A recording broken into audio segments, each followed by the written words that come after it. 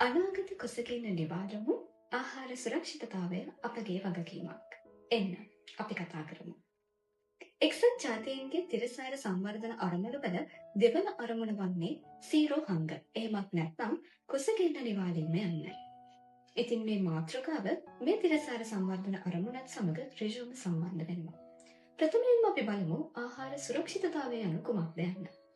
ආහාර සුරක්ෂිතතාවය කියලා කියන්නේ සෑම පුද්ගලයෙකුටම ප්‍රමාණවත් පෝෂ්‍යදායී සහ ආරක්ෂිත ආහාර වේලක් ලබා ගැනීමට හැකි තත්ත්වය.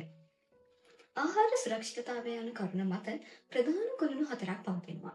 ඉන් පළමුවෙන්ම වන්නේ ආහාර ලබාගත හැකි බව. එනම් යම් රටක ප්‍රදේශයක ප්‍රමාණවත් ආහාර නිෂ්පාදනය කිරීමයි. මේ සඳහා ගොවිතැන, කෘෂිකාර්මික තාක්ෂණය, සත්ත්ව නිෂ්පාදන ඉතාම වැදගත්. දෙවන කුළුණ වන්නේ ආහාර සඳහා ළඟා විය හැකි බව.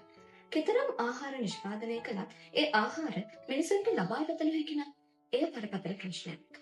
මේ නිසා ප්‍රමාණවත් ආදායමක්, රැකියාවක් සහ සාධාරණ මිල ගණන් යටතේ ආහාර ලබා ගැනීමට හැකි විය යුතුය.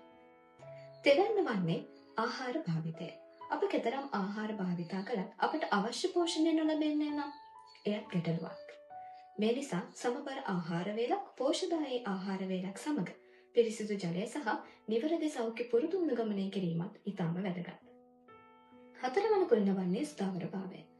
රටක ආර්ථික අර්බුදයක්, යුදමය තත්ත්වයක්, වියලි කාල ගුණයක් වගේම ගම්වතුර වැනි ආපදා තත්ත්ව ඇතිවිය හැකියි.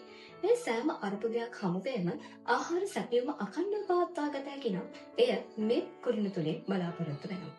එසේනම් කුසගින්න නිවාලීමට සහ ආහාර සුරක්ෂිතතාවය ඇති කරන්න අපිට මොනවද කරන්න පුළුවන්? ප්‍රථමයෙන්ම අපිට නිවසින්ම ගෙවතු වගාව ආරම්භ කරන්න පුළුවන්. කුඩා ඉඩක උවත් අපිට වගා කරන්න පුළුවන් මිරිස්, තක්කාලි, නුගුණ වැන්න, නිවිති වගේ දේවල් ගෙවතු වගාව ඔස්සේ වගා කිරීම හරහා පවුල තුළින්ම ආහාර සුරක්ෂිතතාවය තහවුරු කරන්න පුළුවන්. මේ ඔස්සේ වියදම ඉතිරි කර ගැනීමටත් අපිට හැකියාව ලැබෙනවා. ඒත් එක්කම ආහාර නාස්තිය අවම කිරීම. ඔබ දන්නවද ලෝකයේ නිෂ්පාදනය කරන ආහාරවලින් 3/1 අපතේ යන බව. මේ අපතේ යන ආහාර ඔස්සේ කුසගින්නේ සිටින මිලියන ගණනකගේ කුසගින්න නිවාරිය හැකි බව. එසේනම් නිවසින්ම ආහාර නාස්තිය අවම කිරීම ආරම්භ කරමු. මීළඟට අපට පුළුවන් දේශීය ආහාර ප්‍රවර්ධනය කරන්න. අල, බතල, පුරක්කම්, පලා වර්ග, දේශීය ධාන්‍ය වර්ග ප්‍රවර්ධනය කිරීම වැදගත්. මේ හරහා ආනයනික ආහාර මත යැපීම අවම කරන්නත් පුළුවන්. එය රටේ ආර්ථිකයට දායක වෙනවා. ඉතින් ආහාර සුරක්ෂිතතාවය ඇති කිරීම සහ කුසගින්න නිවාලීම කියන්නේ රජයේ වගකීමක් පමණක් නෙවෙයි. තනි පුද්ගලයාගේ සිට රටක් ලෝකයක් දක්වා අප සියලු දෙනාගේම වගකීමක්. එසේනම් ගෙවතු වගාව ආරම්භ කරමු. ආහාර සුරක්ෂිත කරමු. දේශීය ආහාර